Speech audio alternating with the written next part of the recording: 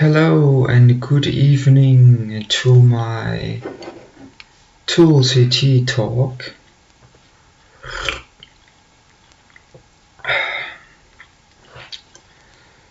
If anybody knows Tool CT, it's a very good tea, and it's called an adaptogen, which means that according to how you feel, it either calms your nerves or it gives you energy. And Tulsi tea comes from India, and it's great. So I like to make it a ritual because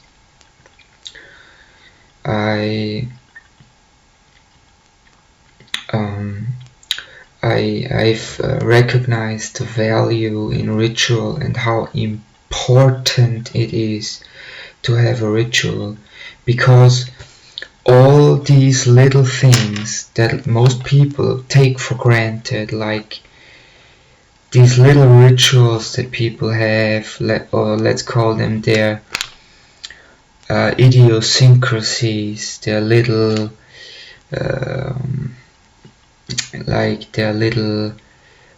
specialties in their personality.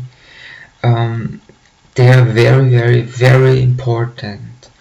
Like the way you breakfasts, like what you eat for breakfast, if you drink coffee and how you drink coffee. So all these little things could be called rituals, and basically you could call the whole life is a ritual, even down to, I don't know, how you drive your car, if you drive it with one hand and have the elbow on the side, or if you drive it with two hands. So all these little idiosyncrasies are like ritual behavior, and that's very powerful and very important, because that's what makes you into you. And if you lose that,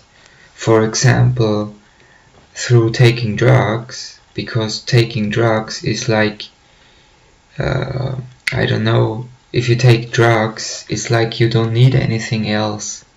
You just have to have that powder, and you have to put it in your nose or wherever, and all your problems are gone. Everything, every bad emotion is gone. It's like you have been working 8 hours in the snow, and you come home and you are able to slide into the warm bathtub, and everything is for a short time. It's just everything is great, and that's very, very dangerous, because if you can repeat that again and again and again, you lose your personality, and plus, like I said, it's demonic. So anyway, that I'm just wanted to talk about Tulsi tea, and they're getting into 4-hour intro. So I try to be as fast and concentrated as possible about what I want to say, because I know my videos are very, very, very long, and people don't have the time and so on. So I need to talk about how, now that 6 years have gone by, I want to talk about all the benefits that Jesus opened up to me, and I know it came from him, because before that everything I did somehow just barely worked, and I had to do everything 2 or 3 times, so that the the chief district physician would accept the urine test and so on. So it's like I was running into invisible walls all the time, exactly like Derek Prince said in his talk, and I am going to include the link to his talk. And I would, if you have problems of like addiction or any other like spiritual problem, listen to his talk. I think it's called Spiritual Warfare, and I'm going to search it.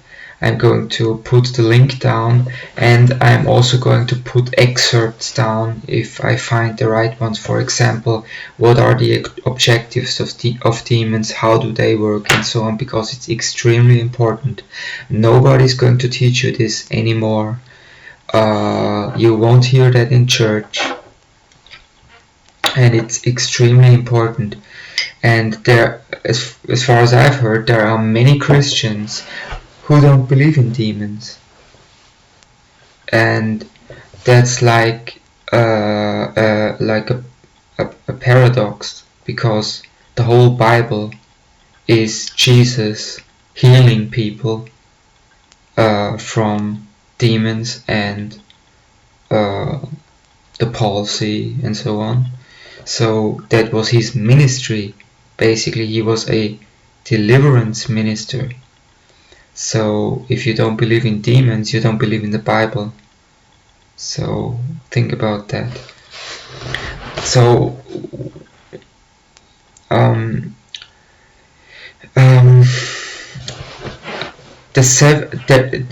the human body, when you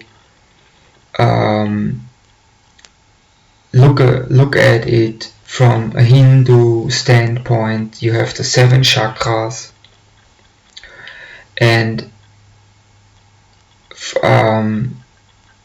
each chakra is activated at a certain time. And in Judaism, there are 7-year cycles in the human body. Every 7 years, there's a new cycle beginning. So when you are 28, there's a new cycle beginning. And if I connect that to the chakra system, you could say that for 7 years you are basically in the root chakra, and the root chakra is all about survival. So like if you are a baby, let's just, it doesn't necessarily correlate to the 7-year cycles, but anyway, so if you go through the chakra system, you go upward and you begin with the Muladhara chakra when you are a baby, and that's also why the bone at the end of the spine is called the sacrum, which means holy. So in the sacrum there is the Kundalini energy, and it when it is in the root chakra, the Muladhara chakra, your whole life is about survival. So you learn how to when I'm a baby and I scream, I get something to eat, and when I'm a baby and I scream, I get attention. And so you learn that. So everything is about survival. How do I make sure? And if you are like 1 year, 2 years old, you're getting a little deeper understanding that if I just pretend to be in pain, then I will also get attention. And so that's the Muladhara chakra. Everything is about survival and getting nourishment from your parents, and later on you also learn that you can get that through manipulation and so on. So everything is about survival. So the next chakra is Svadhisthana, and everything is about survival and the survival of the race. So what does that mean? When you are in Svadhisthana and you are like older than 13, let's say, then everything you can think of is sex, because it's about the survival of the human race, is procreation. So if you are in the second chakra, that's the main thing, and also how to get stuff, how to survive, how to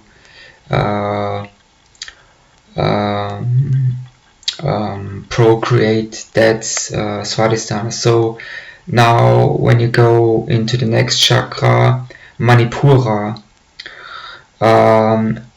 Manipura is all about exploring your ego. Who am I? How can I make more money? And when you are stuck in Svadhisthana, you are like an egotistical person, or maybe even a narcissistic person. So everything is about me. How can I get more money? How can I manipulate people to get promoted at work, and so on. So if you're stuck at Manipura, all you can think about all your life is just about yourself, your ego, your desires. And if you overcome the third chakra and you go into the heart chakra, which is in the Kabbalah, it's called Tiferet, and I think that means love or compassion, I'm not sure. And as far as I know, Jesus was, from a Hindu standpoint, the incarnation, or Krishna, because they believe in reincarnation. So Jesus was the incarnation of the heart chakra, and he was all so the heart chakra is all about giving and compassion, and giving is better than receiving, and so that's basically the heart chakra. But the heart chakra is 1.5 steps higher than the usual distance between chakras. So jumping from Manipura to the heart chakra is like more of a feat, F-E-A-T, more of a feat than jumping from Svadhisthana to Manipura. If it's even called Svadhisthana, I'm not sure. It's long. I think it's called Svadhisthana. Anyway, so the next chakra is the throat chakra. Can't remember the name of the throat chakra. And it's not important. So the throat chakra is like you become a teacher, and so on. So I'm going over it very fast. So the throat chakra is about expressing yourself, becoming like creativeness, creativity,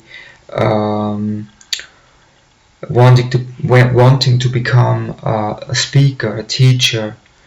That's the desire of the throat chakra. So the next is the third eye, which in the Kabbalah would be the abyss, and Satan and Lucifer are always symbols, also symbols for the intellect. So if you are stuck in the third eye and you are stuck in the intellect, it's vanity. That's what the Bible says. The intellect is in vain, it's for nothing. So if you're stuck in the intellect, you can have the most extraordinary enlightenment experiences and knowledge, but it's in 100 years, even if you're Albert Einstein, then let's say in 200 years nobody will know or understand what you even were talking about, because technology will be so much different then, and so on. So anyway, the intellect is associated in Kabbalism with the abyss. If you are in the intellect, stuck in the head, there also you get these demonic voices, mind chatter, constant thinking in 3 dimensions and so on. So, and the last chakra would be on top of the head, and that's basically if you reach from the Hindu system, you reach the chakra. That's when you see the Buddha statues. He has this little, which looks like braided hair, but that's not a braided hair. He had a shaved head. So these are the so-called lotus petals opening, and there are, I think, like 1,000 or 1,400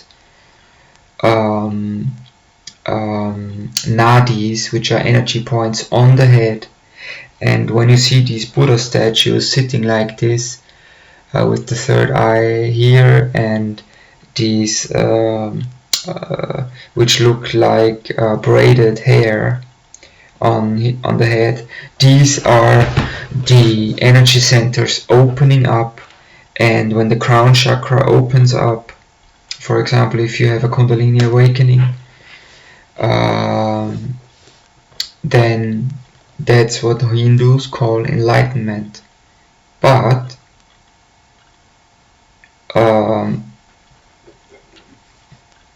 it's not a good thing.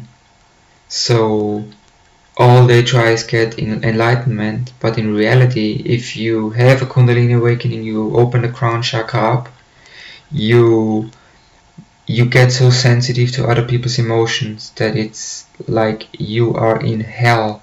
You don't want to know what other people think. It's hard enough to manage your own mind, and if you open yourself up to these very subtle energies, you can become so sensitive to these energies that you basically can read minds. And I'm not saying that metaphorically. You basically know what they are thinking, like before they are thinking it. You can become so sensitive to people's emotions through meditation. And also, what I did, what was a huge mistake, was I mostly meditated with this mudra, laying on my knees. So, and this basically activates wind, the element of wind, and that's the intellect. So when you do this, you increase intellect, the element of wind in the body. And I did that for years. So sometimes I used this mudra and so on. So after some time I learned other mudras, but I think for like a year I only meditated like this, because that's what you like see on television. So I began doing that for like at least 6 months. I only used to meditate like this, and I could not figure out why suddenly I had like, my mind was exploding with ideas. I had to write stuff down, because else I would have gone insane, because it was like a constant download of ideas. So anyway, So I wanted to talk about the 7 why the 6 years are important to me. Jesus now has manifested himself for 6 years, so I basically have completed a full cycle, which is sometimes, I think, also called a sabbatical cycle or a sabbatical year. And so every 7 years and every 7 days there's the Sabbath. And the Sabbath is not Sunday, it's Saturday. And the last day of the week is not Sunday, it's Saturday. So when the Bible says in the Ten Commandments, remember the Sabbath day and keep it holy, it speaks about Saturday, not Sunday. So now I talked like 18 minutes. I really have to work on getting to the point faster. So I wanted to talk now that there is basically, I have this full cycle now, and Jesus told me to be patient. And now that I have nearly this full cycle, from when I was 28, that's the fourth cycle. So I have completed the fourth cycle now, nearly. And what are the benefits that happened to me? So that's what I wanted to talk about, and I needed 22 minutes to explain that. Wow. So anyway, what Jesus did for me was when he revealed himself to me, he planted a seed inside of me, and he told me to be patient and to stay with the faith, because it's important. So I did that, and I mean, who wouldn't? Because when you see him, and the moment he spoke to me, I began to cry, and I don't think that I cried in like a decade or so. And because his energy is so overwhelming that it hits you like a ton of bricks. So his energy of love and compassion was so overwhelming that I immediately began to cry. And I'm not ashamed to say that, because if you meet him and you are not moved by that encounter, there's something very wrong with you. And so one guy who met him, who waited decades to make his testimony, he said that he was feeling so dirty in the presence of such holiness that he refused to open his eyes. So Jesus basically had to force him to open his eyes. And he fell to his feet, and he had his eyes closed with all his power, and he touched his feet, and he could feel the holes from when he was when they crucified him. And he told him to stand up, and he couldn't. And he told him, open your eyes.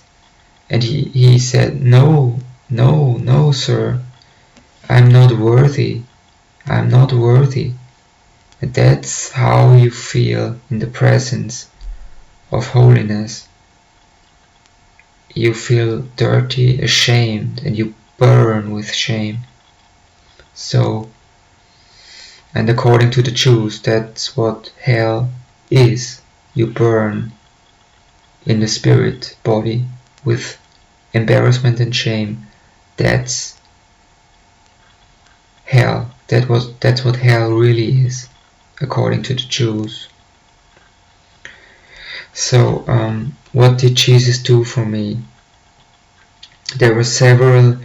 If I would number the synchronicities that happened to me, I would sit here for hours. So I have to read you what I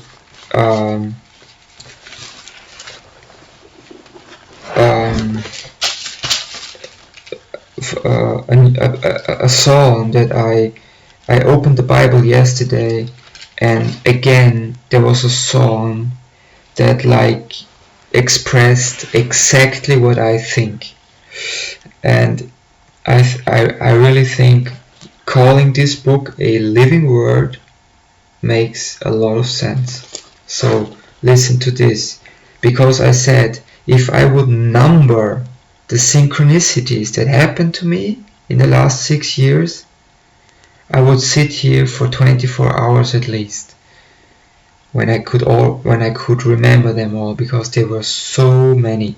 So, and here, so in Psalm 40, I'm just going over it very quickly. I waited patiently for the Lord. He inclined unto me, and he heard my cry. He brought me up out of a horrible pit, out of the miry clay, and he set my foot upon a rock, and he established my goings. And he has put a new song in my mouth, and praise unto our God.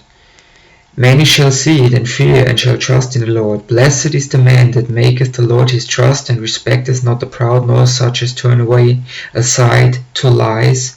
Many, O Lord, my God, are thy wonderful works, which thou hast done, and thy thoughts which are to usward. They cannot be reckoned up in order unto thee. If I would declare and speak of them, they are more than can be numbered.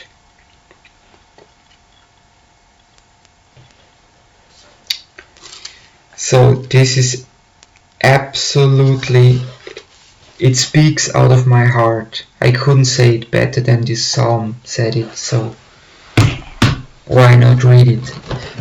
And so the synchronicities that happened to me were like, I don't think that I would exaggerate when I say daily synchronicities. Like when my thoughts are drifting into negative direction, I see number plates all the time with the number 999, 666, 93, which was the number of Thelema, which is the religion from Aleister Crowley. And yesterday, like, I was driving for 20 minutes and I saw a license plate with the number 93. I think on that day I saw like 5 license plates with the number 93 on a 20-minute drive. And things like that happen on a daily basis. Or the number 666, of course, or there are several numbers that are used that represent the number 666.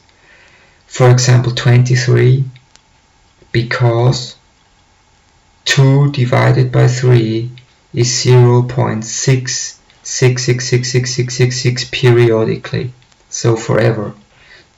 So 0.66666 and so on and so forth. That's why the number 23, which is also a movie with Jim Carrey, is a satanic number. So mirror images in magic are the same as the normal, so the number 32 would be another version of the number 23. The number 33 is Masonic.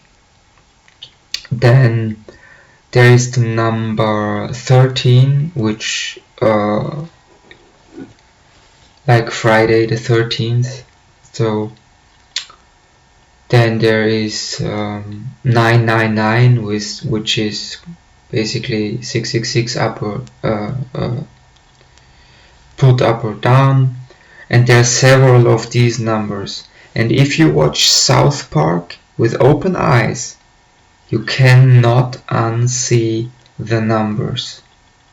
You have to know a little bit about numerology, like the number 7 stands for Judaism, and the number 777 stands for Judaism, and the number 3 times repeated, like 666, means a physical manifestation.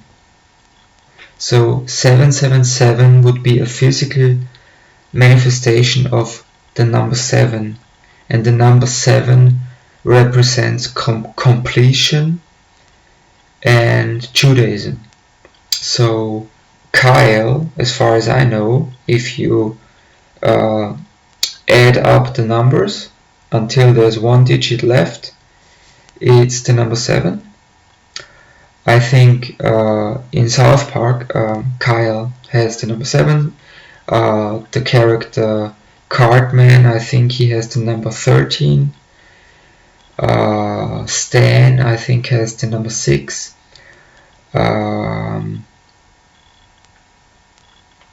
Chef has the number 11. 11 stands for communication with angels. And there's a thing called the 1111 phenomenon. It's even on Wikipedia, so if you want to read up on that. That happened to me like for 3-4 years. I saw 1111. I still do. I still today, for example, and I am not looking for them. Like people always say, you're looking for these numbers. No, I do not. I look at a digital watch like the second time when I am at work, look at the watch and it's 11:11, and this happens every day, or when it started, it happened every day. Also 23:23 on a digital clock, or 13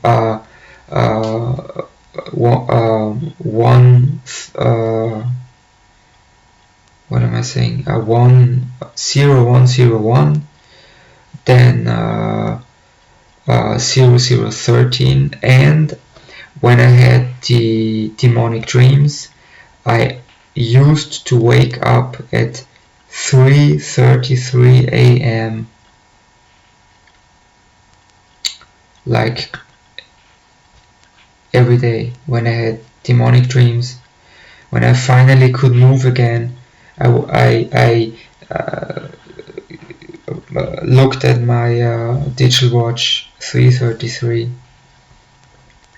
not 4:44, not 2:22. It was always 3:33, not 3:36, not 3:31, not 3:35.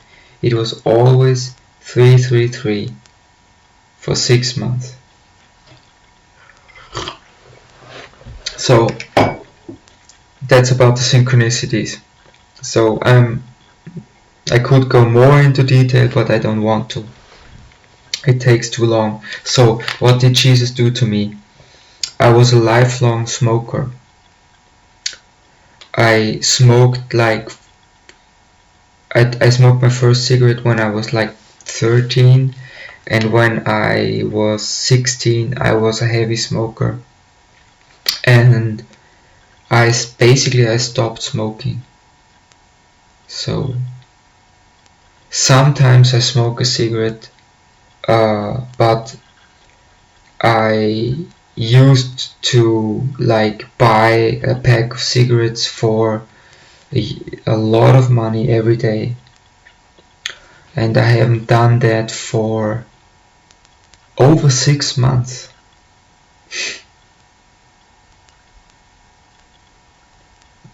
I mean, I had I had one relapse, but until now I never really thought about it much. It didn't taste good anymore.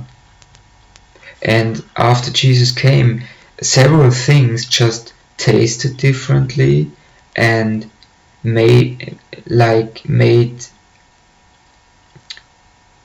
felt differently, and my whole worldview was different. For example, when I watch television, and I used to watch, and I think that came from Satan, I used to watch South Park for 2 years every day. That was the only thing I watched, only South Park. And I think I have seen every episode 10 times, and the episode I liked most, some of them I must have seen I don't know, 40 times, 50 times.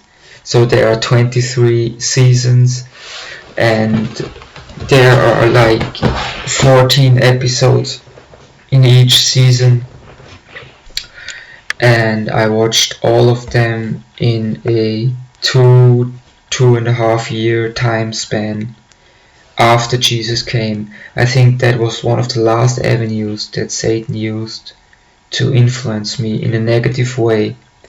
I just stopped doing it, and suddenly, when I am at work, which is also a miracle in and of itself that I am working, because I was jobless for a long time. I was basically having social security for many years.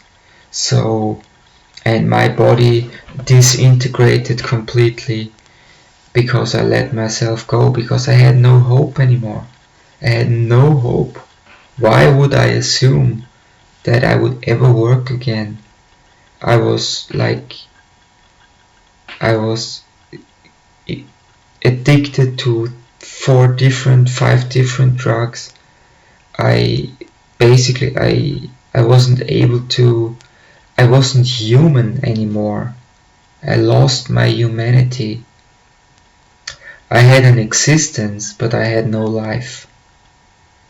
And it's a huge difference. I didn't have a life. And now, suddenly, my life exists again, which is a wonder. That alone is a miracle.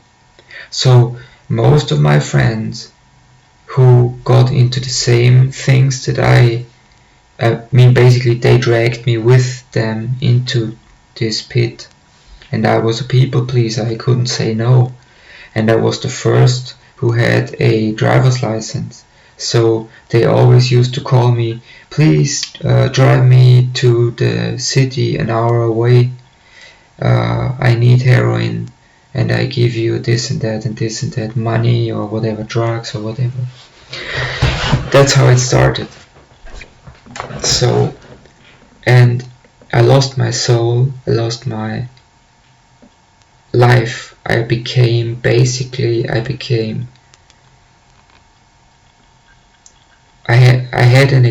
existed, but I had no life, and I had no hope that I would ever again find life.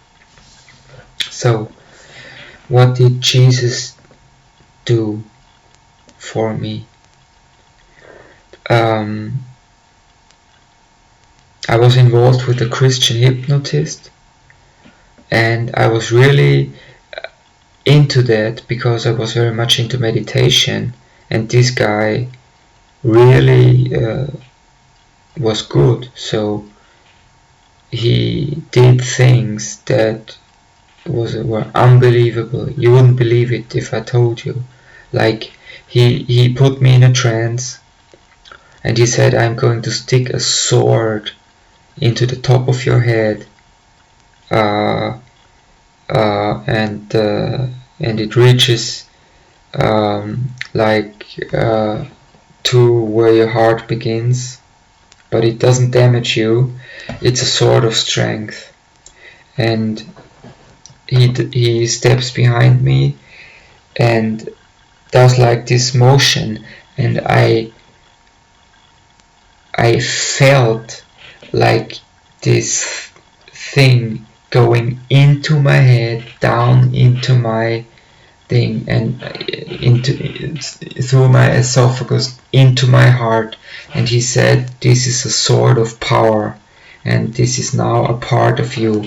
And he put like the archetype of a grizzly bear into me, and he put me in a trance, and he said, today I want to put an archetype into you, but I'm not going to tell you which one.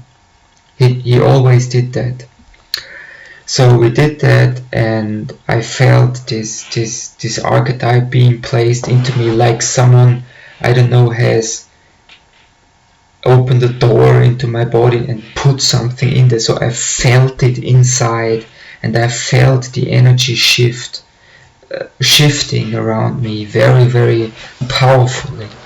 So this guy really knew what he was doing, and he put the archetype of a grizzly bear into me for more strength and many other things. But he didn't tell me that it was the archetype of a bear. And suddenly, when I got home, I never, at that time, I think I did not breakfast at all.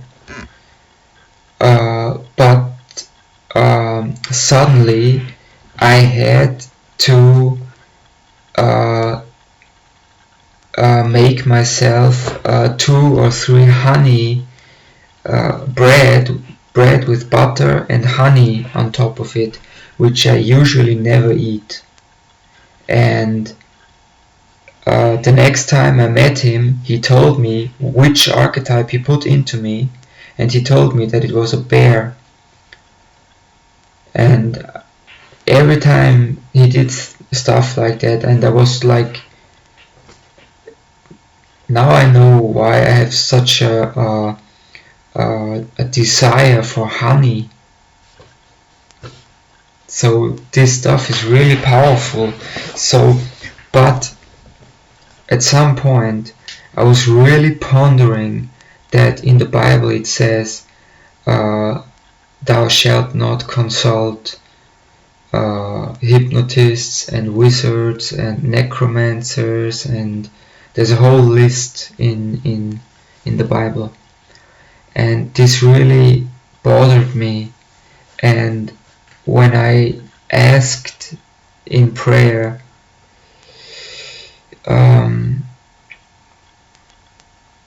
I got a conflicting answer, and so I stopped it. So that was that. The next, so Jesus did away with smoking. Jesus did away with my compulsive television watching. I just can't. Even The Simpsons make me angry because of the stereotypical, stupid, anti-science, superstitious Ned Flanders. It just makes me angry, and the constant blasphemy, using the name of God to express disgust, is or was punishable by death, by stoning. That's blasphemy. And if you watch The Simpsons, it's like every 30 seconds you have like, oh my effing god, or South Park, basically. The Simpsons were not as bad, but still pretty bad.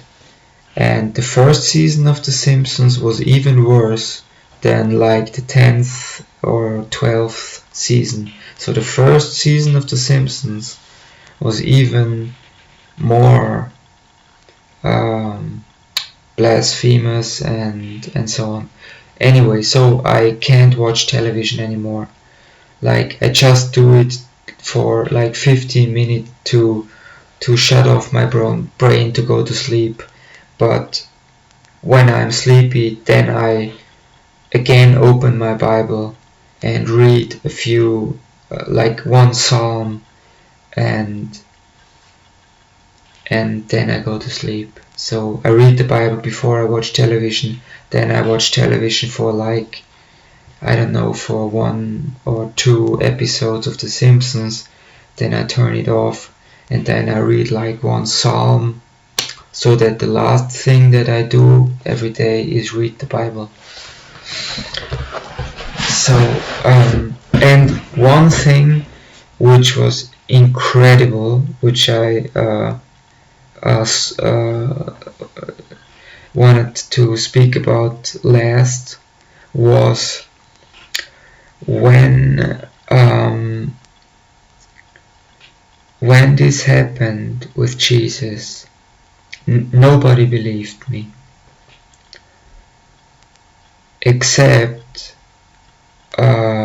this Christian hypnotist with whom I was very much involved, and he's a great guy. So he is a real Christian. He makes pilgrimages, so he's a really a great guy, and I learned a lot from him, and he learned a lot from me, because I was a lot into the occult before that. So, but after Jesus came, something happened that was like, whoa, this is unbelievable. So I was driving to Graz, which is the next big city, and I had a funny feeling. Not because something was wrong or whatever. I just had a funny feeling, and I drove into the city. I think it was to the doctor, and I drove home. It was summertime, and I was on the highway, which is the autobahn, and I was like driving 150. So excuse me, I had to Google it. So I was driving like nearly 100 miles an hour.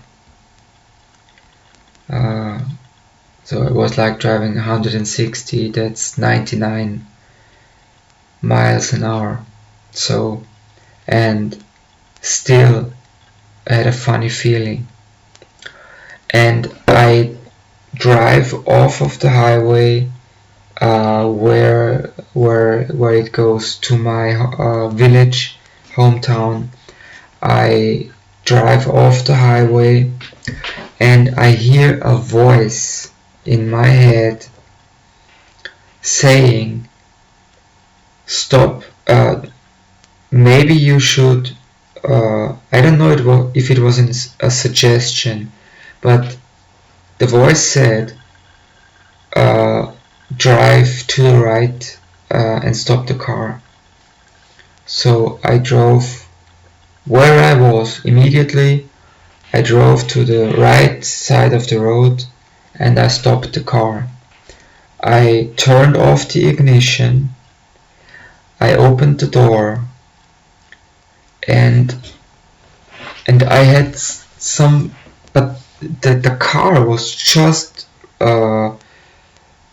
2 days before it was repaired, or 3 days before, with a complete tire change and everything checked, and they do that. So and they do that like twice a year for free, I think. I don't know. So that was 3 days ago, and I step out of the car, and I look if something's wrong with the tires, tires are completely okay. I go around the car, I check each tire, I put my foot against the tire and check if there's enough air pressure in it. I go in front of the car and look if the tires are symmetrical, and so I thought, I don't know, that was just imagination or something, because everything is all right. So I really, when I checked the tires, and so I shaked the car, and I I tried to I tried the screws, and they were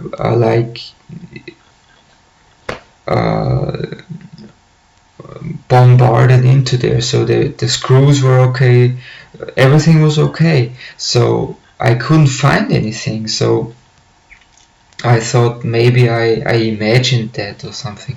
So I step I get back into the car, I close the door, I put the key into the ignition, I start the car, and in that moment the left front wheel falls off like that. It just falls off like that. And I was I was nearly freaking out. I just checked the tire, I checked the screws, everything, and the tire like falls on the ground. And I just minutes before that, I was driving 100 miles an hour on the highway, and that somehow haunts me to this day, how this is possible. Because I didn't even start, I didn't even drive or something with the car. I just put the key into the ignition. I didn't even have the first gear in or anything. I just put the key into the ignition, started the car, and the left front wheel fell off. Completely fell off.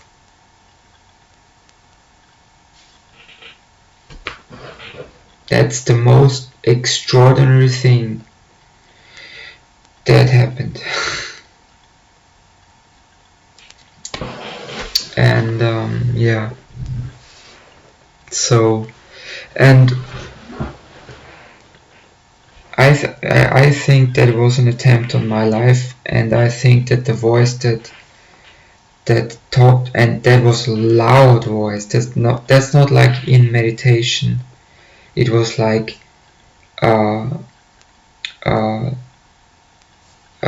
fahr rechts ran und halte das Auto an, sofort. So I'm not so fluent speaking, but it's like he said, drive to the right side of the road, stop the car immediately.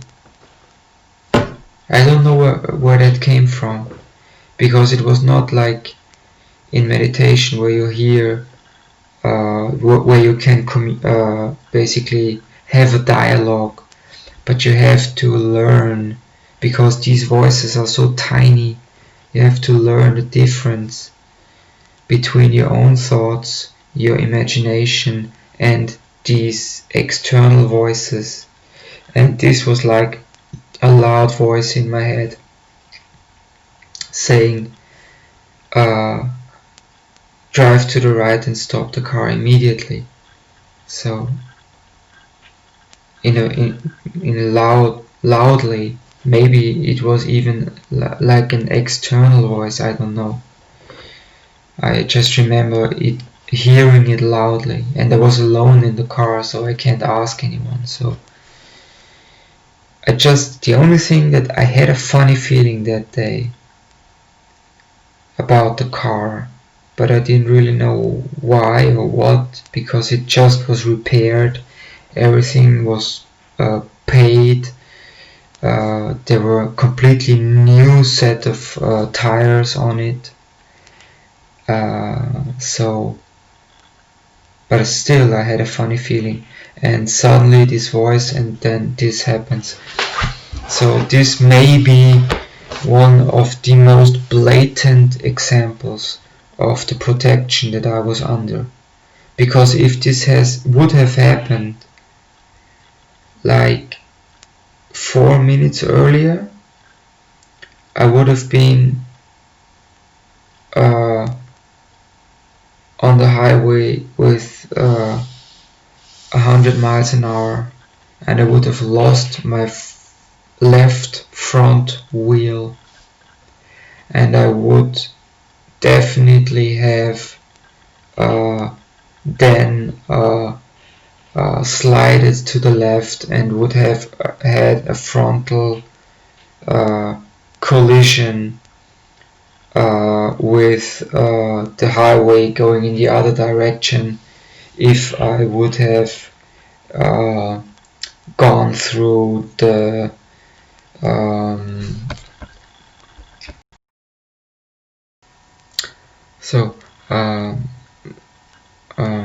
excuse me.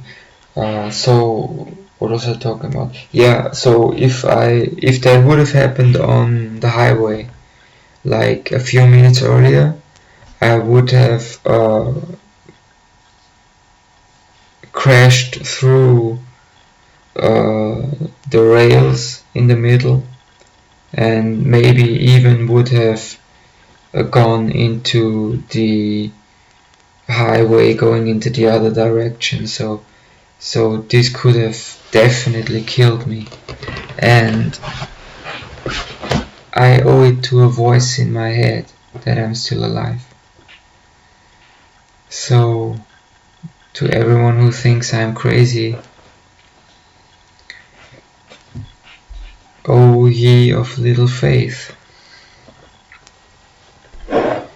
And if I had heard myself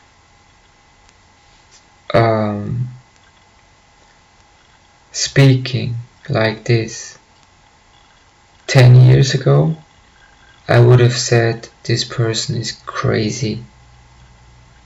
This person belongs into a mental home or something. But this all happened.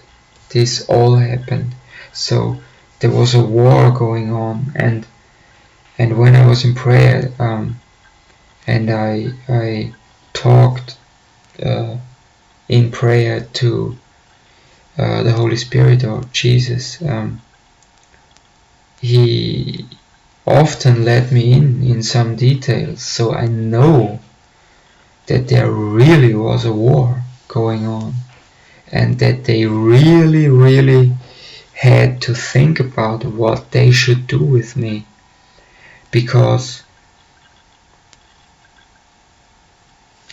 the good side was not sure if they should help me, so it needed some convincing, and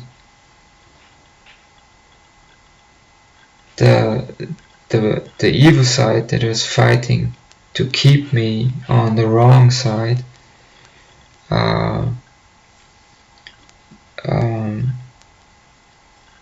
they did everything in their power.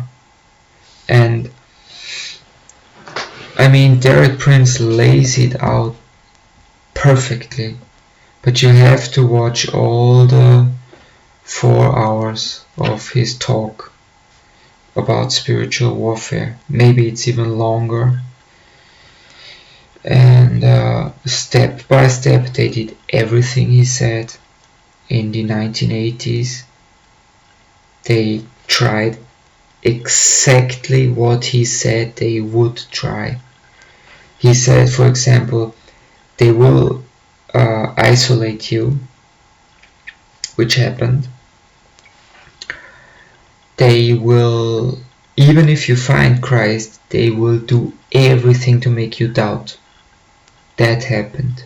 And that only stopped when I had the dream, the vision, whatever, and Jesus told me that now a new time is beginning for you, because and this comes from God, that Satan has no longer the legal right to harass you and to torment you.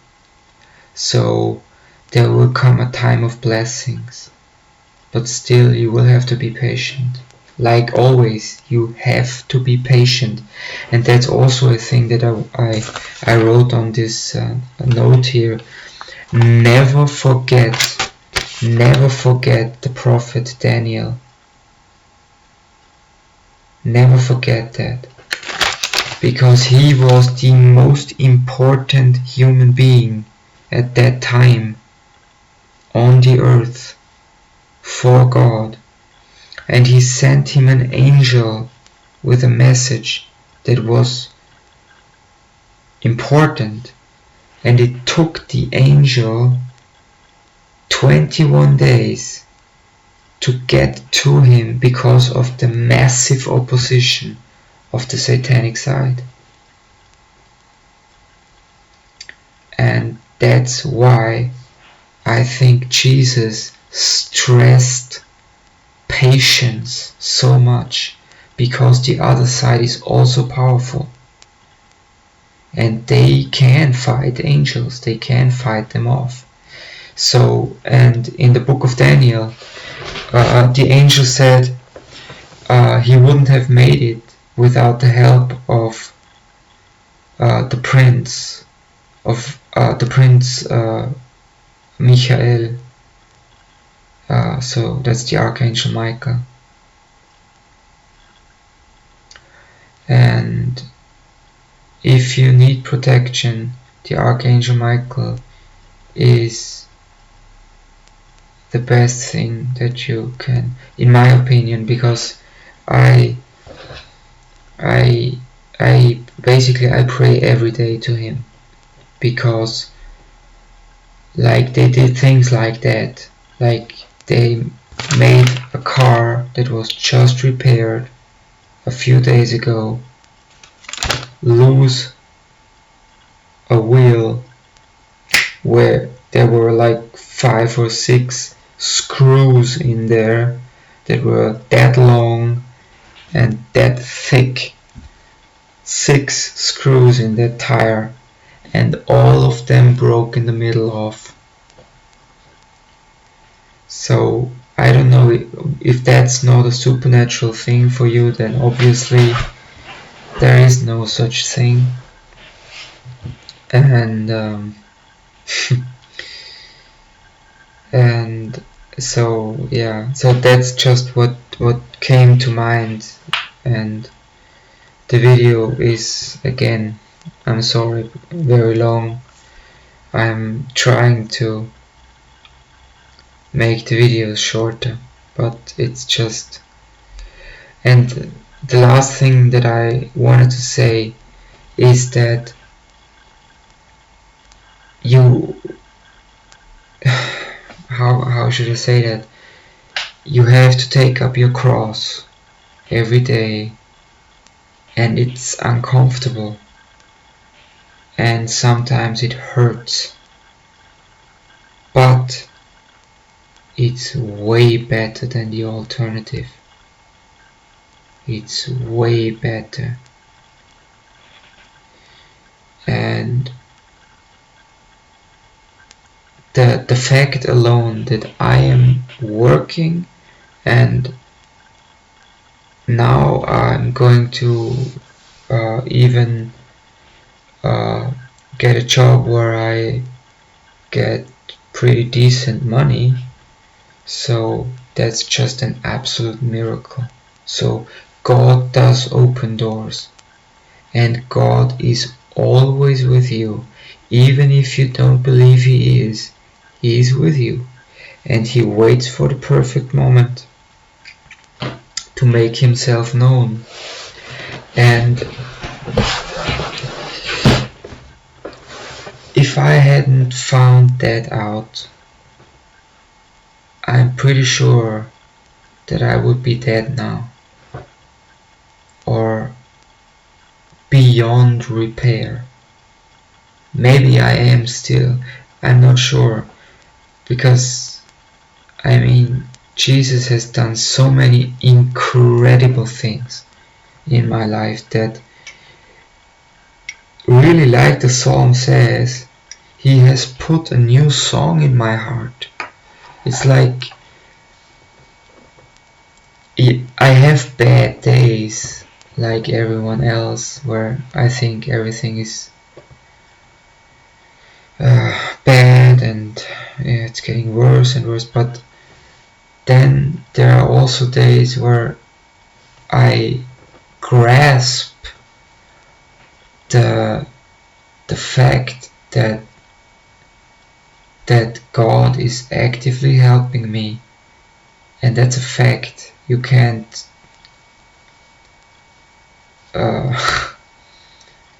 I've seen too many synchronicities and other things happening in my life to,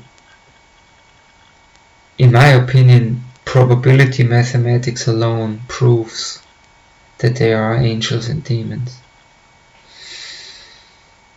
At least for me. I mean, I could have had so many car accidents when I was younger, because I did not value my life. I did not think about things like driving drunk, so what? I don't want to wait for a taxi. So like I said, I was a hedonist. I didn't care about my life. So I did stupid things. I